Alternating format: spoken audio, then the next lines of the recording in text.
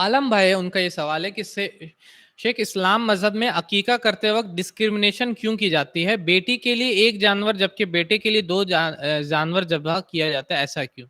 तो इस्लाम में बेटी के जब की अकीका जब होती है तो उनको एक जानवर किया जाता है, यानी कि एक खस्सी या भेड़ जो भी जो आपको अकीका का जानवर है वो एक कुर्बान किया जाता है, और बेटा के लिए दो कुर्बान किया जाता है। तो ये डिस्क्रिमिनेशन क्यों है?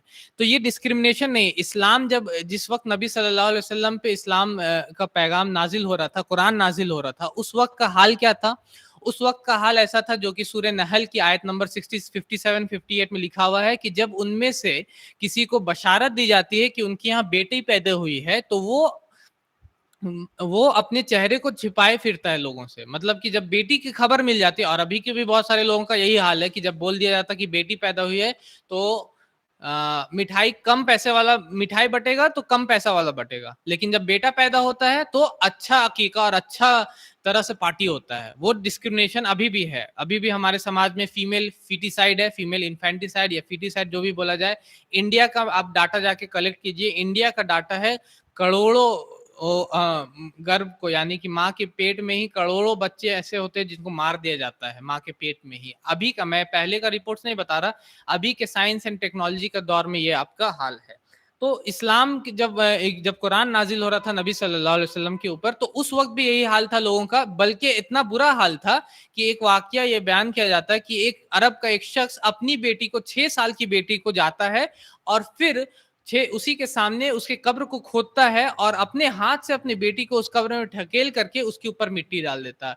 उस वक्त ये हाल था बेटियों का। उस वक्त इस्लाम इसको हराम करता है। अल्लाह ताला फरमाते हैं कि के सूरह अल्लाह ताला फरमाते हैं कुरान में कि जब जिंदा गाड़ी हुई लड़की से पूछा जाएगा कि तुम्हें किस गुनाह की वजह से गाड़ा गया, ये नहीं पूछा जा रहा कि तुम्हें क्यों गाड़ा गया, कौन गाड़ा, तुम्हें किस गुनाह की वजह से गाड़ा गया। और किसी भी बच्ची का, किसी भी छोटे बच्चे का कोई गुनाह नहीं होता। गुनाह उनका होता है जो लोग माशरे को इस तरह से बनाते हैं जिसमें बेटियों को नापसंद किया जाता है, जिसमें दहेज लिया जाता है, जिसमें बेटियों को बेटी का जो बाप रहता है वो सोचता है कि अभी बेटी हुई है, अभी उसको पढ़ाना है, लिखाना है, बड़ा करना है, और उसके बाद उसको दहेज भी देना है।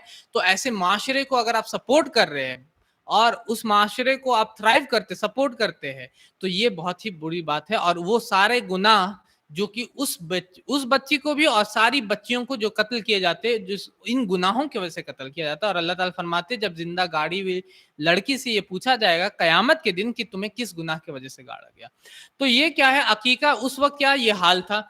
तो उस वक्त अल्लाह के नबी इस्लाम ने ये बोला कि अगर बेटी हो तो एक ही आपको कुर्बानी देना, और बेटा हो तो ये दो कुर्बानी आपको देना अकीका में। तो उस वक्त पहले ही बेटी को बोझ समझा जाता था, तो ये बल्कि एक फैसिलिटी दिया गया कि बेटी हुई तो आपको एक ही कुर्बानी करना है, बल्कि बेटी के लिए और जो जो आपको कुर्बानी करना जानवर वो एक नहीं दो नहीं करना, बल्कि आपको एक ही करना है। तो ये बेटियों के मकाम को बढ़ाने के लिए इस तरह का यहाँ पर इस्लाम ये देता है कि बेटी को अगर आप बोझ समझ रहे या बोझ समझता है लोग बोझ समझते हैं अगर लोग, तो आपको सिर्फ एक ही कुर्बानी करना है जानवर, दो कुर्बानी नहीं करना। बेटा हुआ तो आपको दो करना है, लेकिन एज अ फैसिलिटी बेटी को बढ़ाने के लिए, जैसे कि हमारे यहाँ स्लोगन है बेटी पढ़ाओ और बेटी को बचाओ। तो बेटी को बचाने के लिए ये चीज इस्लाम देता है कि आपको एक ही आपको कुर्बानी करना है, और बेटी को आप बोझ मत समझिए।